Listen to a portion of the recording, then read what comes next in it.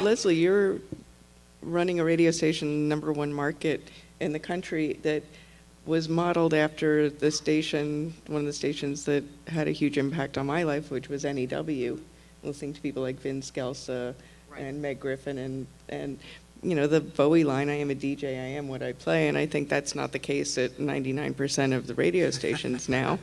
Do you ever think about that as you're on the air every morning at the ungodly hour, thinking about making an impact in someone's life? Yeah, it's tough because radio has changed significantly, as many people know, because of consolidation. And, you know, I was a radio geek. I mean, I grew up and very shy kid. Listening to the radio was my form of entertainment.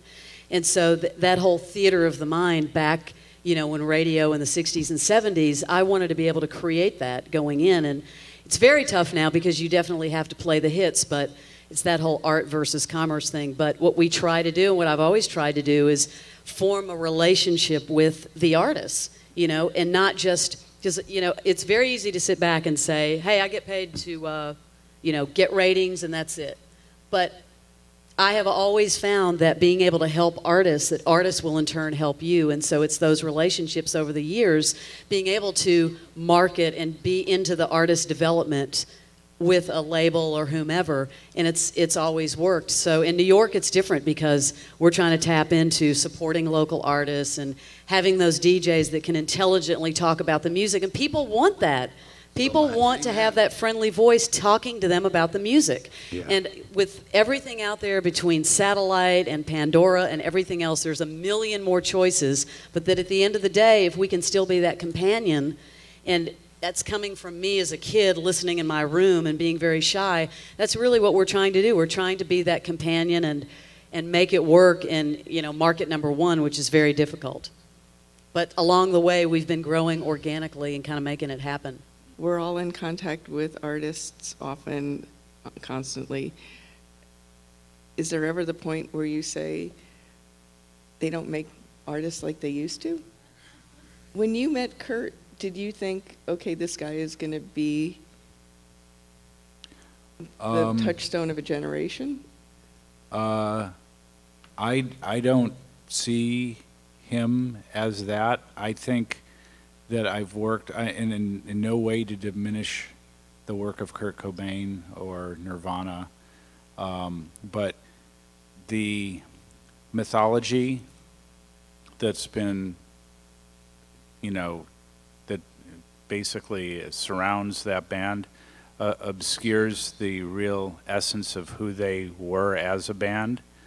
And again, not to diminish who they were, but I feel like every day, if not every day, that may be a bit of an exaggeration, certainly every week I hear artists with every bit as much potential, and the context is different, but you know, the great thing about what we all do, and probably everybody here, you know, participates, is as fans we hear something which strikes an emotional chord with us, which is communal, but it's also very personal.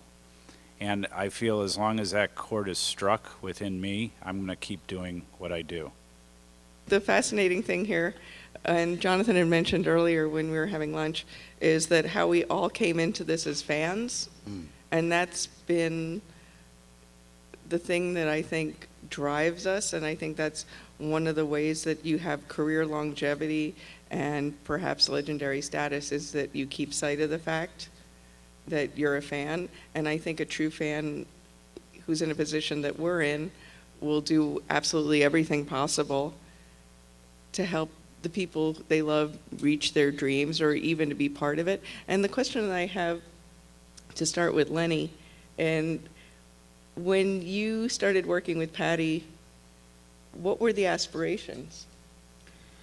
Well, did you know you were? You know, the aspiration then, as always, I have to say, and you know, it might sound highfalutin, is to make great art.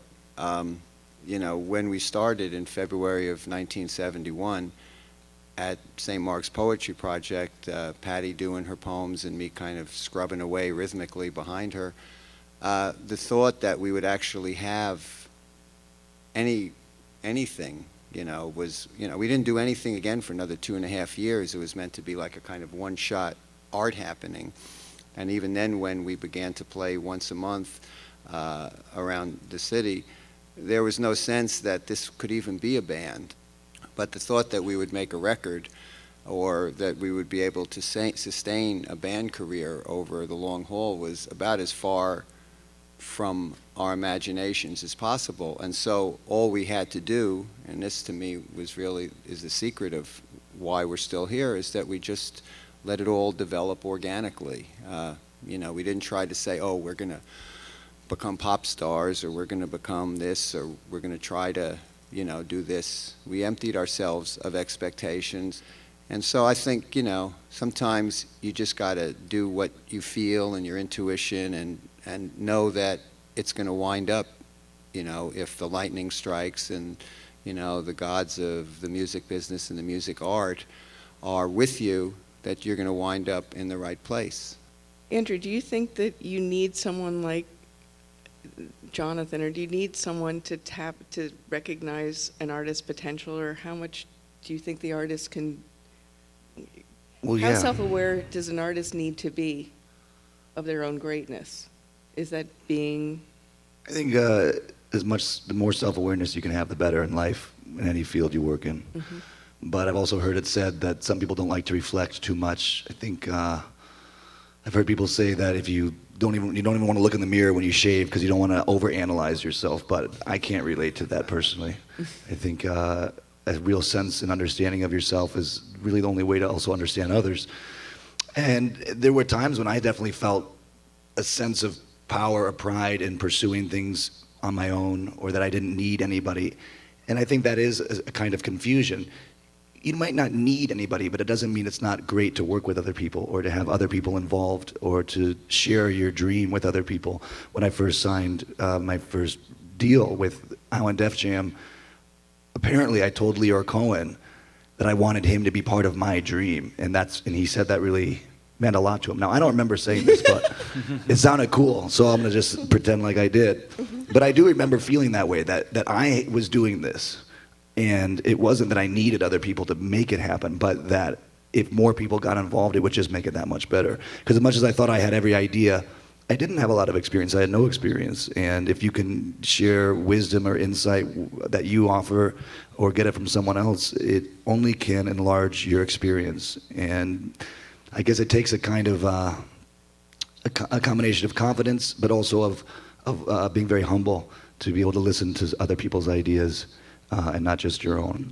I feel like what I meant to do is very specific, and when the universe responds in that way, when you meet someone who says that, like so many musicians, that you gave them some kind of hope or some sense of uplifting, and I realized that it didn't have to just come from the music, and that was a big step for me, because a lot of people were telling me all that matters is the song, all that matters is music, all that matters is the credibility of the music. I said, well, what if all that matters is the feeling? And if I could get to that feeling in many other ways, and not just music, why limit it? But if someone is doing it through music, it's about whatever you can do to get there. And I feel like for whatever reason, I'm able to get there in more ways. So I don't want to limit myself either.